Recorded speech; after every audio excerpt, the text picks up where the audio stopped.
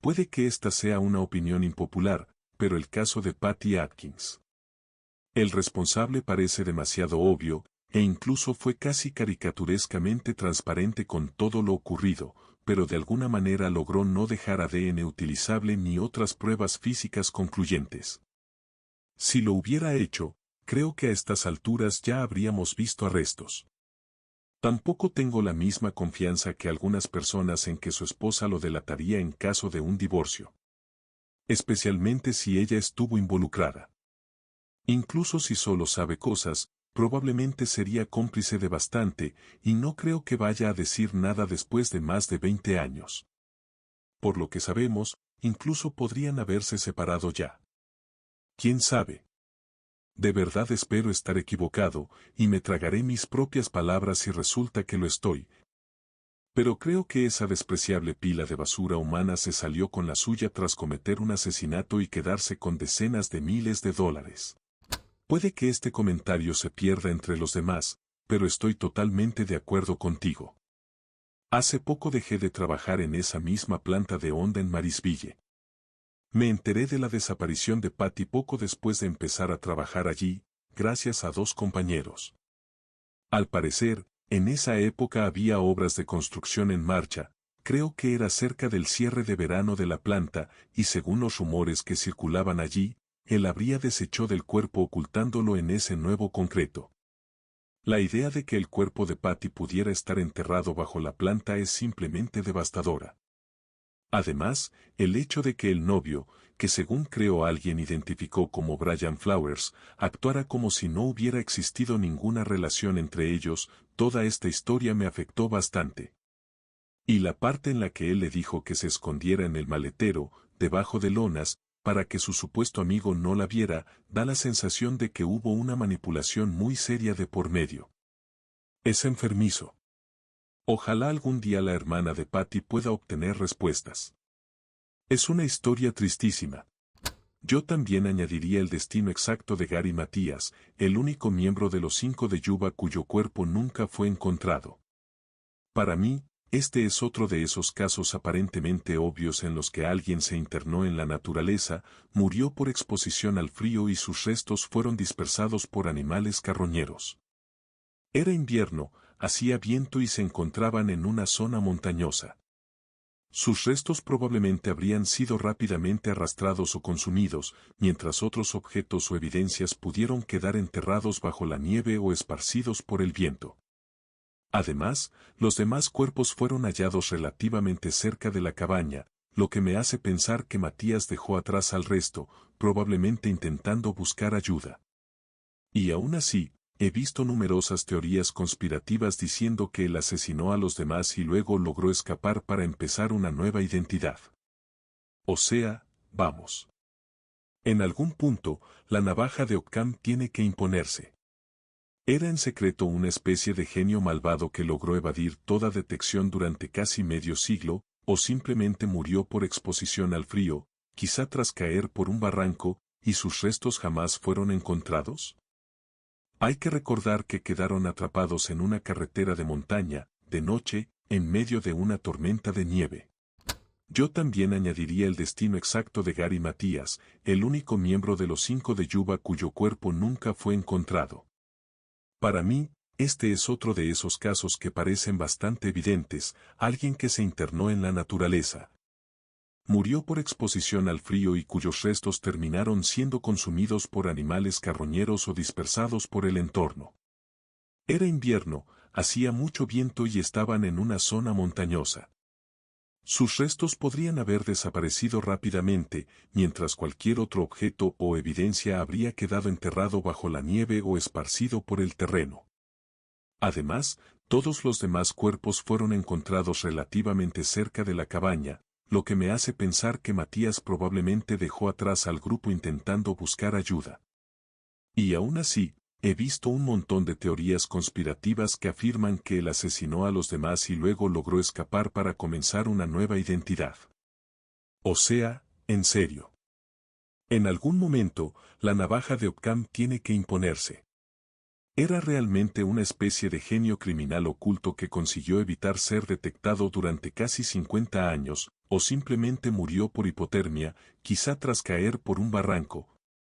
¿Y por eso sus restos nunca fueron encontrados? Teniendo en cuenta que quedaron atrapados en una carretera de montaña, de noche y en plena tormenta de nieve. Kazimiera Janina Zaremba viajó a Lituania para visitar Vilna. Durante la peregrinación a la Puerta de la Aurora, salió del servicio religioso en algún momento sin que nadie lo notara. Los peregrinos, aproximadamente a las 2 de la tarde, se dieron cuenta de que la señora Kazimiera no estaba con el grupo justo después de que terminara la misa. El sacerdote encargado del grupo llamó al teléfono móvil de la mujer, pero quien respondió fue su hija, que estaba en Belchatov. Fue entonces cuando descubrieron que Kazimiera no llevaba su teléfono consigo. Así fue como la familia se enteró de su desaparición, aunque en un principio ni siquiera imaginaron que quienes debían cuidarla simplemente la hubieran dejado atrás. Después de la misa, todo el grupo junto con el guía no esperó a la mujer y se dirigió al autobús. Permanecieron allí apenas 15 minutos antes de marcharse. Ninguno de los organizadores notificó a la policía ni se inició ninguna búsqueda inmediata. Según la información obtenida por la familia, se sabe que una hora después de que el autobús turístico partiera, la señora Kazimiera seguía en el estacionamiento. Las grabaciones de seguridad muestran cómo intentaba abrir las puertas de distintos autobuses y buscaba ayuda hasta altas horas de la noche. También apareció allí a las 8 de la mañana del día siguiente, domingo, y permaneció en el lugar hasta la noche, aparentemente esperando que alguien regresara por ella. Incluso fue vista en una gasolinera cercana, la policía tiene imágenes suyas allí. Después de eso, nadie volvió a verla. Desapareció en pleno centro de la ciudad, en una zona vigilada por cámaras de seguridad. Lo más indignante para la familia es que el organizador de la peregrinación nunca asumió responsabilidad. A pesar de que se presentó una denuncia ante la fiscalía por negligencia y por poner en riesgo su vida y su salud, el caso fue archivado. Oficialmente, nadie fue considerado culpable de abandonar a una mujer de 79 años sola en una ciudad extranjera. La señora Kazimiera tenía rasgos físicos distintivos, en el lado derecho del mentón presentaba una protuberancia parecida a una verruga, en la comisura izquierda de la boca tenía otra similar. Y también otra encima de la ceja derecha. Eran marcas visibles, similares a los crecimientos cutáneos que suelen aparecer en personas mayores. Hoy, Kazimiera tendría 85 años. No figura en ningún hospital ni residencia de ancianos. Voluntarios la buscaron entre personas sin hogar en las calles de Vilna, en iglesias y refugios. Sus familiares realizaron búsquedas por su cuenta, contactaron a medios lituanos, sacerdotes y monjes polacos en Vilna, y según la embajada, la búsqueda se extendió por toda Lituania. Aún así, nunca hubo respuestas.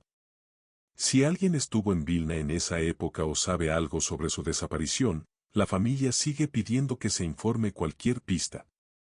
Aseguran que investigarán cualquier indicio, por pequeño que sea. Por mucho que me duela decirlo, el caso de Mitchell Wase, de 16 años, y Bonita Bigquit, de 15. Fue en el estado de Nueva York, el 27 de julio de 1973. Bonnie trabajaba en el Camp Pelmet, en Roxburgh, como asistente de cuidado infantil. Había un concierto en Watkins Glen al que Mitch y Bonnie querían asistir. A pesar de que su madre y su hermana le suplicaron que no fuera, Mitch decidió ir de todos modos. Tomó un autobús desde su casa en Brooklyn y luego un taxi hasta el campamento. En algún momento llamó a su hermana, quien volvió a rogarle que regresara a casa, pero con toda la terquedad y rebeldía típica de un chico de 16 años, se negó. Mitch llegó al campamento tarde por la noche, se reunió con Bonnie y ambos pasaron allí la noche. Después de desayunar y preparar un cartel para pedir aventón, salieron rumbo al concierto. Nunca volvieron a ser vistos ni se supo nada más de ellos. Los padres de Bonnie estaban fuera del país en ese momento, así que el campamento no pudo contactarlos de inmediato. No sé si intentaron comunicarse con su hermana mayor, que ya era adulta. Se organizó una búsqueda, pero no apareció absolutamente nada. El caso quedó completamente congelado hasta que años después fue presentado en Unsolved Mysteries. Entonces apareció un hombre afirmando que había sido pasajero en una furgoneta que recogió a los dos adolescentes. Según su relato, hacía muchísimo calor aquel día y, al pasar cerca de un río, el grupo decidió detenerse para nadar. Dice que Bonnie fue arrastrada por la corriente, Mitch intentó rescatarla y él también terminó siendo llevado por el agua. Después, según esta historia, la furgoneta siguió su camino y el conductor dijo que reportaría el incidente en el siguiente pueblo. Los registros muestran que eso jamás ocurrió. Y ahí es donde todo empieza a no encajar. Hay demasiados agujeros en esa historia como para aceptarla sin más. Quizá no encaja porque realmente no tiene sentido, o quizá porque una parte de mí no quiere creerla. Tal vez quiero pensar que esos dos chicos impulsivos simplemente escaparon juntos para empezar otra vida. Pero también sé que querían a sus familias. Ese mismo verano incluso intercambiaron lo que consideraban anillos de boda, como una especie de promesa entre adolescentes.